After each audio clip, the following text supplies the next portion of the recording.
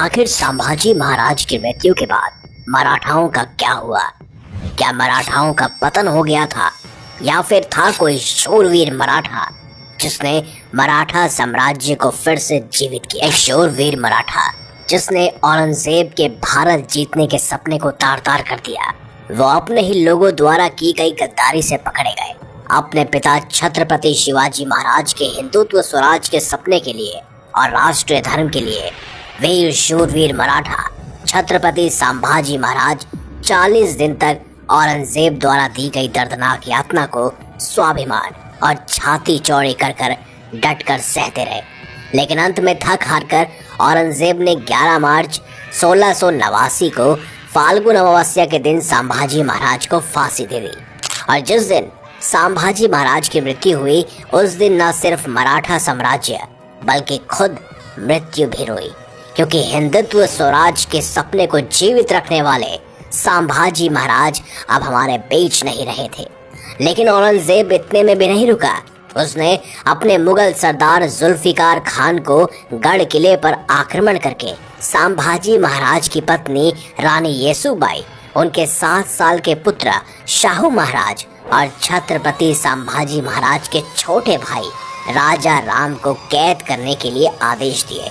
मुगल सेना ने यही किया, लेकिन गढ़ किले में हुए हमले के दौरान संभाजी महाराज के छोटे भाई राजा राम महाराज बच निकले।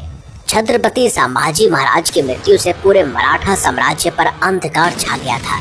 हर कोई सोचने लगा था, एक तरफ औरंगजेब की 9 लाख की विशाल सेना तो दूसरी तरफ दक्कन के मराठे जिनकी सिर्फ 20,000 की सेना है।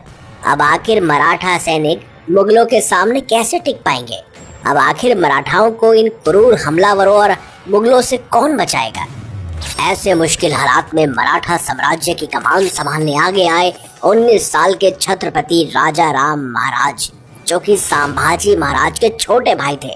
लेकिन महाराज राजा राम अकेले नहीं थे, उनके साथ थे 2 और शूरवीर योद्धा जिनका नाम था संताजी घोरपड़े और धनाजी जादव, जो छत्रपति शिवाजी महाराज के हिंदुत्व स्वराज की प्रेरणा लेकर राजा राम महाराज की ढाल बनकर खड़े हो गए। इसी बीच औरंगजेब ने सोचा कि काबुल कांधाल से लेकर बांग्लादेश तक और उत्तर से लेकर मध्य भारत तो मैं सब कुछ जीत चुका ही हूँ।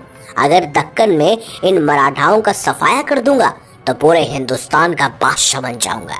उसे लग रहा था कि संभाजी महाराज की मृत्यु के बाद मराठा अब कमजोर है। उनका 19 साल का राजा मुगलों की विशाल सेना का आखिर कर ही क्या लेगा।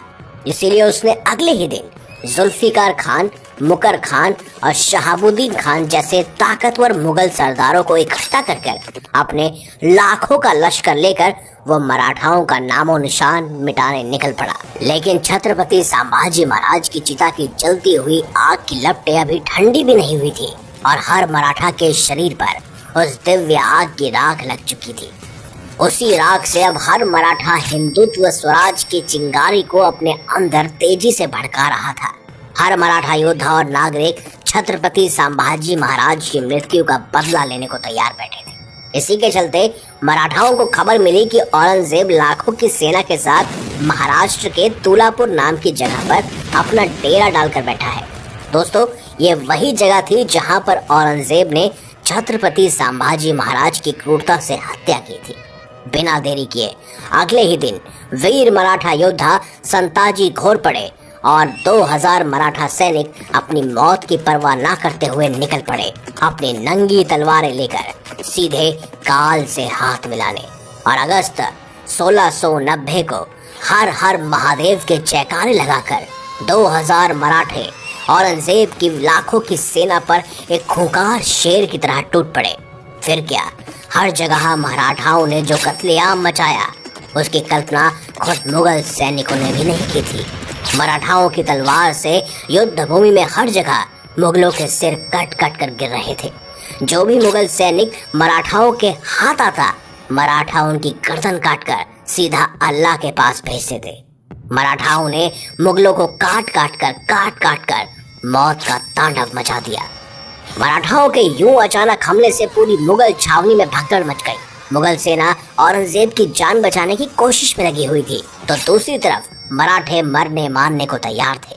मराठों ने मुगल छावनी में घुसकर कुछ इस तरह से कत्लेआम मचाया कि औरंगजेब अपनी जान बचाकर वहां से भाग गया। इस हमले में भले ही औरंगजेब की जान बच गई, पर पूरे मुगल साम्राज्य के नाक कट गई।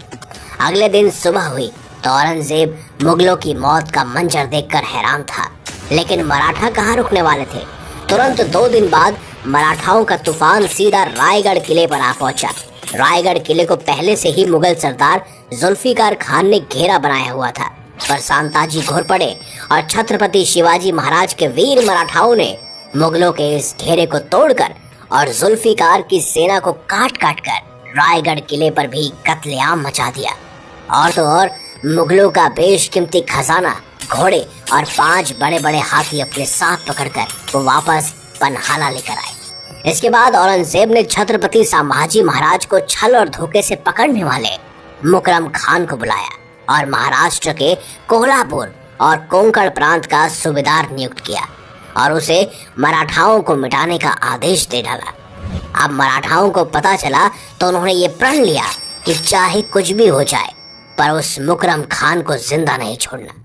दिसंबर सन 1690 को मराठाओं ने मुकरम खान की विशाल सेना को घेरकर कत्लेआम मचाते हुए काटना शुरू कर दिया। इस घनघोर युद्ध में संताजी घोरपड़े ने मुकरम खान को पकड़कर जबरदस्त तरीके से घायल किया।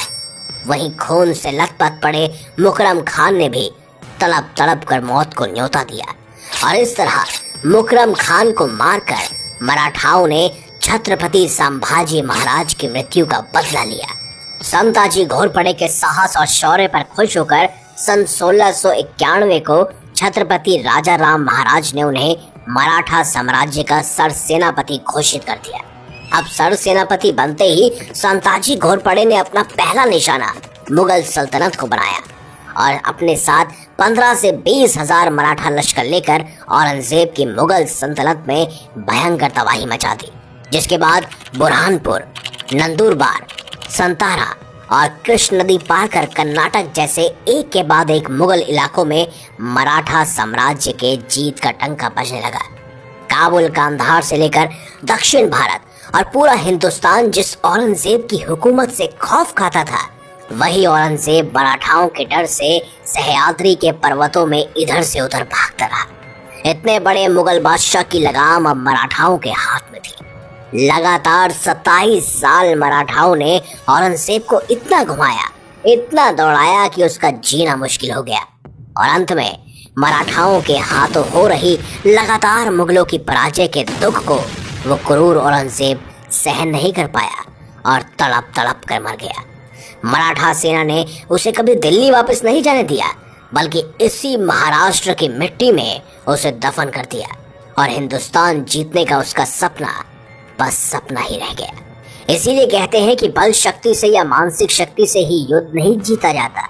एक और चीज होती है जो एक आम इंसान को भी शस्त्र उठाने पर मजबूर करती है, और वो होती है मातृभूमि के लिए प्रेम और अतुल्य शौर्य जो मराठाओं में कूट कूट कर भरा था। और इसी ताकत को मुगल और औरंगजेब कभी समझ नहीं पाए। औरंगजेब मराठाओं से इतना खौफ खाता था कि ये उसके मृत्यु पत्र में भी साफ साफ लिखा था, जिसमें एक ही राजा का नाम सबसे ऊपर था और वो थे हिंदुत्व स्वराज के सपने को जीने वाले छत्रपति शिवाजी महाराज।